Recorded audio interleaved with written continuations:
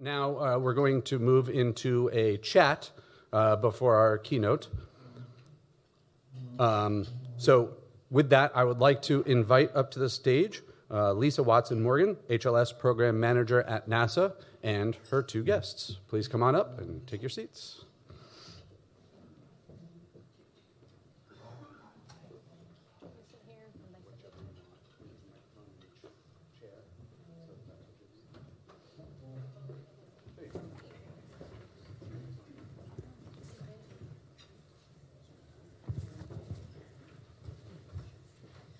Okay, so welcome. It's on. Yep. Okay, it's on. You can hear me, correct? Great. So I am Lisa Watson-Morgan, and I am the Human Landing System Program Manager. And as you heard this morning in our Artemis panel, just really exciting stuff, and we're going about things quite differently this time around. And with me today, I have on my left John Caloris, Senior Vice President, Lunar Transportation, Blue Origin. And on my right, I have Benji Reed, Senior Director of Human Spaceflight Programs at SpaceX. So I'm really excited to have them here for a few reasons. Many of you know, as the administrator and others have said, we are going back with resilience, and we are going back expediently. And to do that, having competition among industry, I think is very important. It's very healthy. Between what we're doing on HLS for Artemis 3 and 4 and Artemis 5, for Artemis 4 and 5, those are our sustaining missions. And we have sustaining requirements of staying there longer, landing in darkness. We have the additional requirements that will keep us there, keep the programs, all the programs sustainable, which will help us with science. It will help us with so many of the whys. So I'm really excited to be here, as I said, and I'm also excited to be a change agent for Marshall Space Flight Center and the agency. We've done things very successfully over the years with our traditional approaches, with cost-plus contracting, and it's worked very well. We have since turned the page to try something different, and this is a firm fixed price, and yes, it is a firm fixed price, and we have not changed requirements. Now, we have a lot of interface requirements, as maybe you heard me talk about this morning. And with those, that's how we get to that inextricably linked connection between the HLS program and all the other Artemis programs, which makes it very exciting, and it makes it very challenging. And so what that means is we have to put on our thinking caps every day, because we have to come up with novel ways to still make sure we meet the interfaces, perform the engineering analysis, and marry up with all the other programs to ensure we have successful lunar landing and, most importantly, crew safety. So with that preamble, I'm going to ask a couple of questions here. And I'm going to start with you, John, and then go to you, Benji. So my first question is the HLS program, as I said, is a change agent for Marshall and NASA. And as an agency leading this new public-private partnership approach, we experienced some interesting challenges and some great opportunities. But now more than ever, our commercial providers and partners are critical to the innovation that it takes to return to the moon and to stay sustainably. Why do you think, it is important for industry to be involved in the future of space exploration, and talk a little bit about the benefits of this from a business model standpoint with your company and how it could impact the future commercialization? Yeah, thank you. Thank you, Lisa, and thank you, everyone, for having me here. So for Blue Origin and for all of us, we're really fortunate that we have some historical context of what we are doing for the moon and for beyond in the solar system. And that historical context is over 100 years old. Some of you heard me say this before, but Pan Am was created by Juan Trippe, and in 1927 they had their very first flight from Key West to Havana, Cuba. That flight Later, they expanded their network to Miami the next year. Those flights couldn't have existed without a public-private partnership. The acceptance of the public to fly commercially was not quite there yet.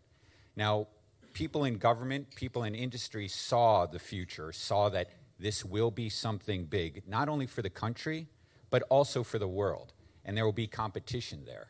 So in those early years, in order to help commercial aviation proceed on all these routes, we had airmail contracts.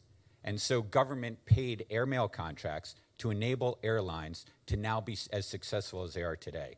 To give you a feel for that right now, the average adult American, we fly over 1 billion Americans, if you will, every year. The average American flies over 4 times a year as an adult.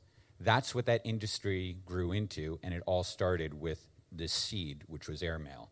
Today, NASA's done that. Start off with COTS, the COTS program, opening up low Earth orbit for that first pioneering flight for like the Wright brothers, if you will. Making that successful, that now CRS opened up LEO, same with Commercial Crew. Now HLS is doing that for the moon. So that's the next stepping stone. The moon will open up. We as commercial providers are working hand in hand, public-private partnership to open the moon, open the cislunar ecosystem. And from that will be the jumping off point to the rest of the solar system. So the model is actually following an over 100-year historical context. And that's what's exciting about YESCA for us at Blue Origin specifically. Building the road to space is one of our mottos. How do we make space access reliable, repeatable, and low cost? And that's the transportation. Our business is to build that road to the moon and build it beyond. We're not going to say the next person's going to find helium-3 and that's a market or anything like that. We're going to make it cheap enough for someone to understand what the moon and the solar system can yield. And that's what excites us. Okay, thank you, John. Benji. Absolutely. So you talked about it well, John. I think that we see the evidence of the value of public-private partnerships when we look at a number of the recent programs over the last many years. We look at the cargo transportation to ISS. We look at crew transportation. And I think you're right. There's a model that's been there for a long time. And I think maybe a little bit of the change that happens right within our community, specifically within the aerospace community, is more of we're fostering the private side of it, the commercial side of it, in order to build a commercial economy coming out of the partnership that's already been there, right? The goal is not to have a model that's always going to depend on NASA contracts, right? The goal is to have a model that will, NASA's certainly an important part of that and a huge customer for that, but that we have a model where there's lots of economy, there's lots of contracts that are out there, lots of opportunities for different customers. And allowing NASA to go and continue to do what its great job is, which is to lead the way and kind of be this master integrator of pulling all of us together and doing great work. Some of the specific benefits that I think we see coming out of the public-private partnership, obviously, is I think increased safety, increased reliability. I think that having a multitude of providers is exactly what we need to do if we're going to open up the real space age, when we see lots of people living and working in space, and hopefully ourselves and our kids or grandkids, and certainly our great-grandkids, hopefully will really see that reality of whole civilizations dawning in space. In order to make that happen, there has to be a lot of players, a lot of providers. And I think that's a great benefit that comes from it. That lots of providers gives you more reliability, gives you more backup, it gives you lots of options. It also gives you an opportunity to really continually improve safety, evolve technology, and save money. A major aspect of the public-private partnership that we've been doing, in the last number of years, has been a great savings to the government, a great savings to the taxpayer. The number of flights that we've flown to the cargo flights to ISS. It's hard for me to believe. I started at SpaceX. I was the CRS-3 mission manager. And, we're getting ready to fly CRS-29 coming up here, right? And we've got our 8th mission to the station with crew members on board right now, if we count the first Demo 2 mission with Bob and Doug. And so it's a real great honor, and it's a huge triumph of the partnership that we have. The other major thing that comes out of this is huge technology development. right? We see it, right? Falcon 9, Dragon, these were developed because of these contracts that we have with NASA. And we're continuing that right now with HLS as we develop, not only our Starship overall stack, but a lot of the technology that's going to be required in order to explore the moon, explore Mars, and build a sustainable, permanent presence on the moon and then onto Mars. Thank you, Benji. And so that also reminds me. I think folks realize, but this is more of a service model, which is interesting. So then the question might be, well, what is the government doing? And just to kind of add to that, we have a collaboration, it's what we call it, but basically it's inline hands-on work for the government that then we deliver analysis and products to each of the providers, and they're kind of firewalled off, to make sure that proprietary data is treated appropriately. But it's a great way to have the balance of the service model and still train the workforce and use the best of NASA and private industry. Okay, second one here. And this one we'll start with you, Benji. So getting to the moon was one of humanity's greatest achievements, but also one of the most challenging and complex. For real, right? The approach under Artemis takes that complexity up a notch by going to a more challenging location, the South Pole. Staying longer, as we mentioned earlier, and also doing this routinely and sustainably. What are some of the landing technology challenges that you're facing driven by the unique requirements for the Artemis missions? That's a great question. I think that what we see is particularly going to the South Pole, right? And it's what's the biggest issue there? Well, probably two, right? Lighting and communication, right? A lot of it all comes down to line of sight. We've got light coming in, and we have line of sight back for comms. And lighting, of course, leads to first of all, lighting in terms of being able to see where you're going to go land, and then what are you going to do when you're there. You have enough lighting for that. And, of course, that's thermal, right? When we're in the darkness, it gets pretty cold, or partial darkness. So a major area of focus that we have is in our GNC, our Guidance, Navigation, and Control, and how do we develop the sensor suite and the software suite that's necessary to really be able to confidently land. Obviously we've also have requirements with the crew, and how can the crew make sure that they're going to be able to see what they need to see and do what they need to do as they go into landing and go into their activities that you guys will have planned for them. So a lot of development along those lines, a lot of development along the thermal lines as well, and then also power generation. Without enough light, we don't have enough power in a traditional sense, so how do we produce enough power or store enough power online or on site to do that? And the good news is that we've been working through a number of milestones on the program and a number of technologies that we're developing and improving on. And what we're bringing to the table, again, in this partnership, is a huge wealth of experience doing this, right? We've been docking a lot of Dragons to space station. We've flown Dragon through a lot of different lighting conditions as we go through the LEO orbit, whether it's going to space station and even some of our free flyer missions. So we've had a lot of opportunities to develop that. We have a large fleet of satellites that we're also learning a lot about lighting conditions and communications. And I think those will be some of the areas that they're tough, but I think they're definitely things that we can accomplish as a team and to make this happen.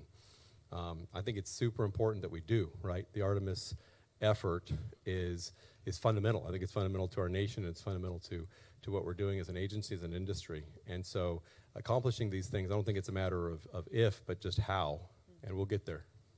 Yeah, definitely. And to that end, just so everybody also knows, these systems, these spacecrafts, have to land autonomously for an uncrewed flight, and then they still have to have that autonomousness about them, but they also have to be able to be manually. So we have the complexity of both of those because the crew, needs that capability. So it is challenging. So thank you. All right, John. Yeah, so for us, we're building our landers, both our Mark 1 and our Mark 2 lander, to enable global landing capability of the moon day or night. So not only for the challenges of the South Pole, but in case we make other interesting discoveries elsewhere. So like what Benji talked about, our ability to do precision landing. NASA has a requirement to land within 100 meters of a designated location.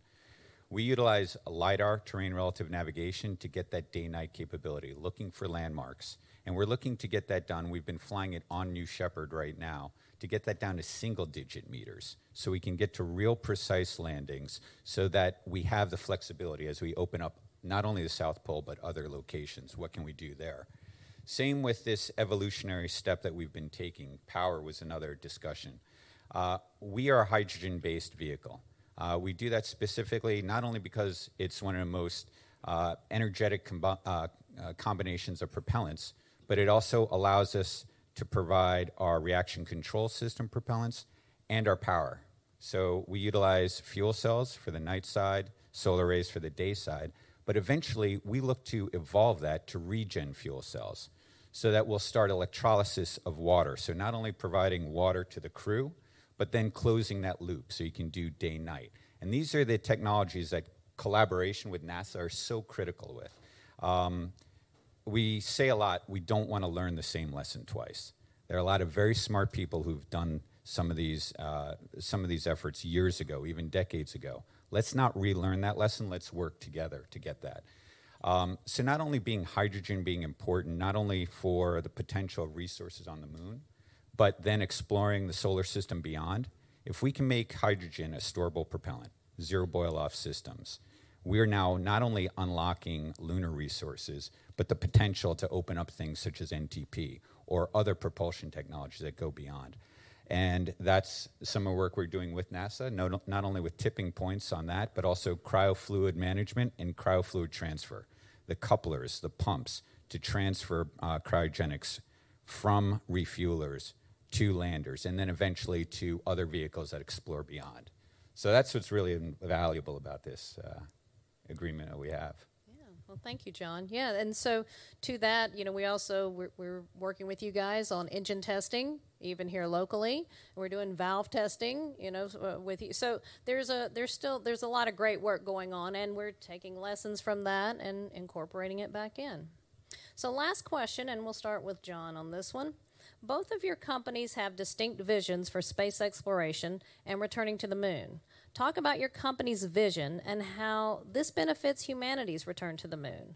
What is your company's strategy for the long-term return to the moon and beyond? And you hit on that a little bit. And one thing I will say about Blue, I do appreciate the focus of the moon. I think that's a pretty exciting part of your company's vision. But John. Thanks. So, yeah, exactly. We politely refer to ourselves as lunatics a little bit, but that's from Latin times. People who looked at the moon and thought of exploring were labeled that, right? The moon unlocks the rest of the solar system, and it's not just the moon, but we have to start, just like we did with Leo, we have to go to cislunar, open that cislunar ecosystem, and NRHO plays a big part of that. NRHO enables global coverage of the moon. Not only that, it's actually a much more benign orbit for having spacecraft that are in quiescent operations. So that orbit, gateway, other assets there will open up the rest of the solar system, right? So that's what we see. How do we close that Earth-Moon system, and how do we make that jumping off point? And regarding NASA's efforts, what's really cool if you think about what we're doing, all the way from CLPS landers, between 500 and 1,000 kilogram and below capability. Our new Mark 1 lander that we'll be announcing shortly has up to 3 metric tons. Our Mark 2 landers, which is part of our HLS missions, those can land up to 20 metric tons in a reusable configuration and 30 metric tons in one way. And then SpaceX with Starship has 30 plus metric tons.